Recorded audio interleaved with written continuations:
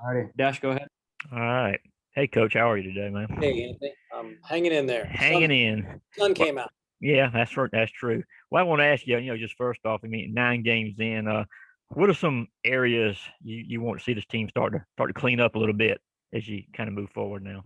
Well, the free passes, the walks can put you in trouble, especially if you're playing close games. If you're not going to score 8, 9, 10 runs a Yeah. game, and I don't think our offense is built to, be a juggernaut offense. So we're going to have to play a little cleaner, and that just means no free passes, and that's cutting down your walks and your hit by pitches and wild pitches and those things. And when you're in a close game, those things kind of stand out. So offensively, I need to see our hitters have better at bats more consistently, and on the mound we just need to challenge more hitters and let our defense make plays.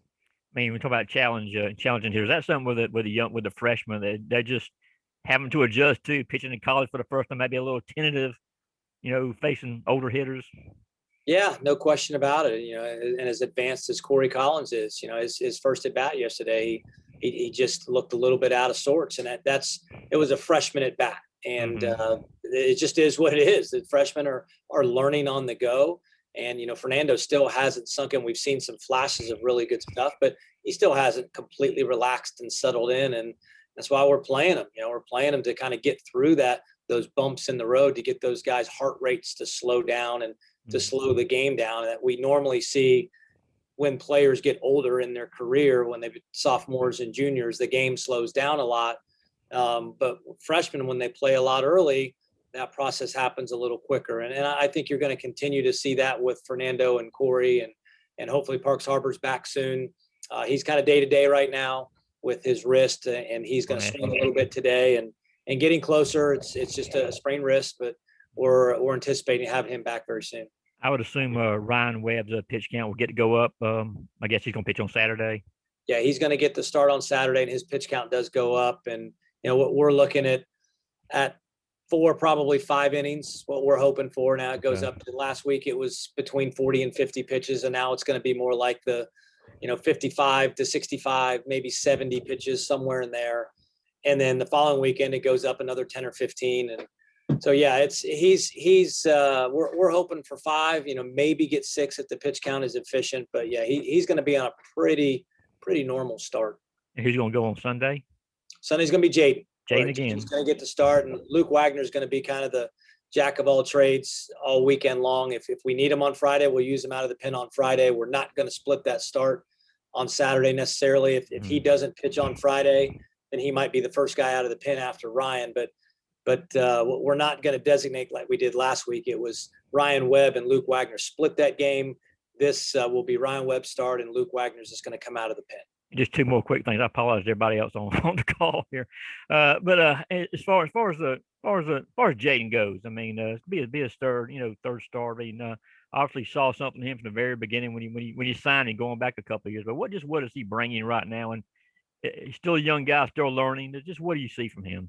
Well, it's swing and miss fastball, and he got up to 94 last week, and that's why I think he's going to end up pitching. He's going to be the low to mid 90s guy, 93, 94, 95. And, right now it's more 90, 92. So the velocity and the strength is going to pick up as he goes. And I think as the weather warms up, we're going to see some of that, but it's just an explosive fastball. The changeup is really good. And that's the thing last week, his changeup wasn't very good. It was a little bit off. He was throwing a little bit too hard. We're really working hard with the breaking ball. Coach Kenny and him are working hard to get that breaking ball a little bit more consistent. We're seeing some flashes of some really good breaking balls out of him. And that's the exciting thing when, he's still a work in progress. He's still got a ways to go, but he's really talented. He's really hardworking, and he's got a high ambition. He wants to be great, and he's pushing himself as well as being pushed by Coach Kenny. And last question, I promise, on Buddy Floyd. Not the biggest cat in the world, man. 5'7", whatever, 160 pounds. One of those players, I think you hear the description "dirtbag" used a lot. It's a very complimentary type deal. What was it about him when you were recruiting him that, hey, despite his size, this is somebody who can help our team? Well, every time I went out to watch him play, he was 3 for 4, and he made diving plays. And turns the double play as good as anybody. He can really pivot at second base, and he's just a consistent and steady guy. He's a tough kid, and he's got a chip on his shoulder. So every time I went to go watch him play, He just always performed. He played on a team with a lot of players that are playing college baseball right now. So it's a team that I went out to watch a lot. And every time I went to watch him play, the final time I decided that this is a guy that we were going to go after was I told Coach Daly and Coach Kenny, I said, okay, I'm going to go watch this guy and pretend like he's 5'11", 175, just a normal size. I'm going to close my eyes to the size and just look at results. And again, I think he went 3 for 4 with a couple doubles and made every play. And I will tell you, I probably got more comments from other coaches when he committed to us. I got a lot of text messages and coaches when I saw him in person, like, man, I love that guy. I couldn't quite pull the trigger, but man, he's going to be really good. I think everybody felt the same way. And, sometimes this game can be a little bit biased when it comes to size, but you can't judge that heart. You can't see that. And that's what he's got. He plays with a lot of it. All right. Thank you. Yep. Jed, man. Hey, Coach, just 2 questions for me. One, I want to ask you about Josh Mcallister. Obviously, he filled in for Cole Tate at short last night. Just what does he bring to this team as, a guy that's played a lot of college baseball? He can play all over the infield. And also, he's got the bat to, not be a huge drop-off when he's in the lineup as well. Yeah, no, he's played really well, and he's a hard-nosed baseball player. He plays the game very, very hard. He's always diving. He's that guy, the uniforms dirty. Him and Buddy are very similar types of players. They just play really, really hard, and they're dirty, they're grimy, they're gutsy. They just do all those things to help you win. And he's got an edge to him as well. And he was a guy who was overlooked. Went to junior college and didn't even know if he was going to play beyond junior college, and didn't know if he was even going to make our team when he came here. And he's worked extremely hard. And the guys respect him. He's very well liked on this team, and he brings a little bit of an edge and a chip to our team. And 2, I wanted to ask you about base running. I know Riley King made it out at second last night. They kind of hurt a rally. Had somewhat hurt y'all in the first series as well. Is that something you're concerned about? Is it the type of thing where you like the aggressiveness, it just doesn't work out? Sort of what's the mindset of the team through a couple weekends when it comes to that? Well, we talk about it all the time, and we want to be aggressive, but you also have to be aggressively intelligent. So, in that situation, it's first and third and nobody out. And you got your 3-hole hitter up, and you got 3, 4, 5 coming up. It's first and third, and we end up getting thrown out at second. And right there, the right play is to go if you're safe. You can't be out right there. You can't make the first out on the bases. That's Riley just being a little bit overly aggressive.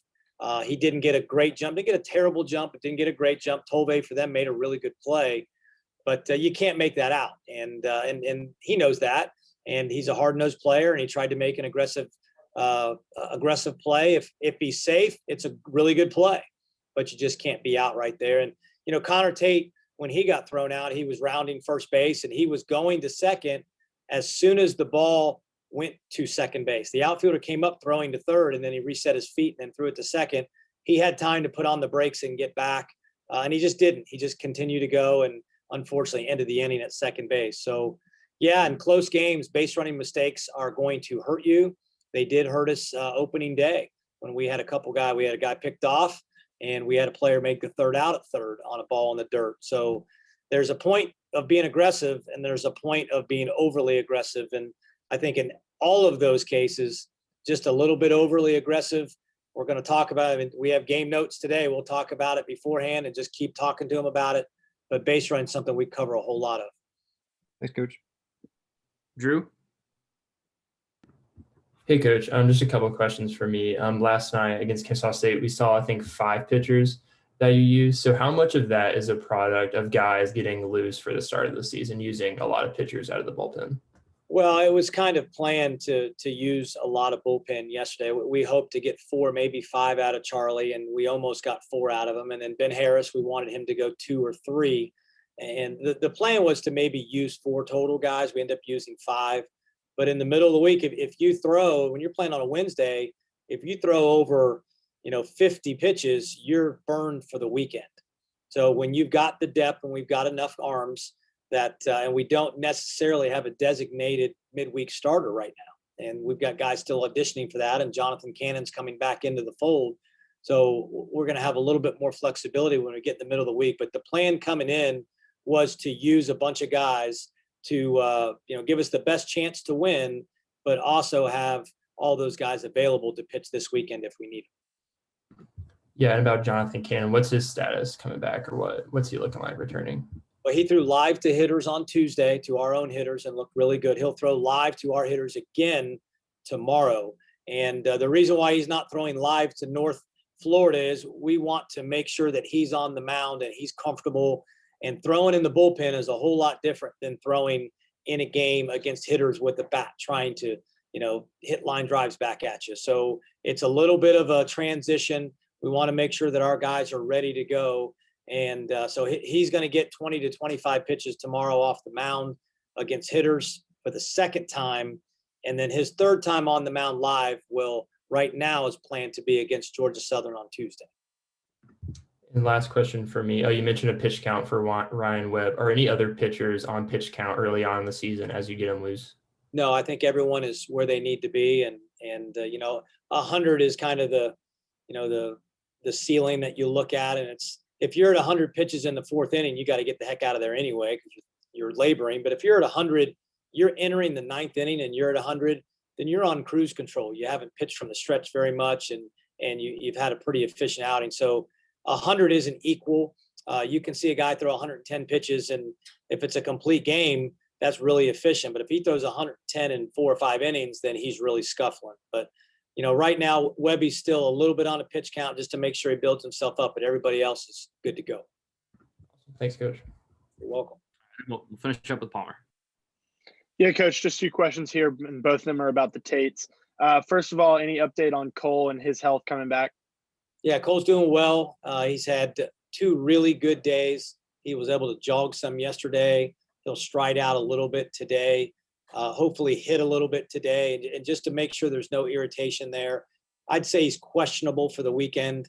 Want to make sure that he is, if not 100%, really close, because the last thing we want to do is re-aggravate that thing and we push it back a week. So we're going to be cautious with him, but he is, I think, officially questionable for the weekend, but he's doing much better. And then in terms of Connor, it really seems like he's taken a jump as a leader on this team and at the plate as well. Is that something that you saw coming and saw in his work this offseason? And if so, what did you see? Well, I think Connor is really grown up. He'll be the first one to tell you that. Connor and Cole, when they were freshmen, they were scattered. They were kind of all over the place, and they've just grown up. They've matured. They've learned how to get themselves ready to play. They've learned how to work efficiently to get themselves ready to play. So, proud of both those kids. They've gone through a lot. They've sat on the bench. They've watched. They've been behind All-Americans and weren't necessarily in the roles that they wanted to be in early, but they've worked themselves into it. And, now you got Connor Tate hitting in the 4-hole playing right field every day. And he has been a threat. He's a guy that opposing teams are a little bit scared of. He's going to hit some home runs for us this year. But right now he's having a lot of really good at-bats for us. All right. Thank you, Coach. Okay. Thanks, guys.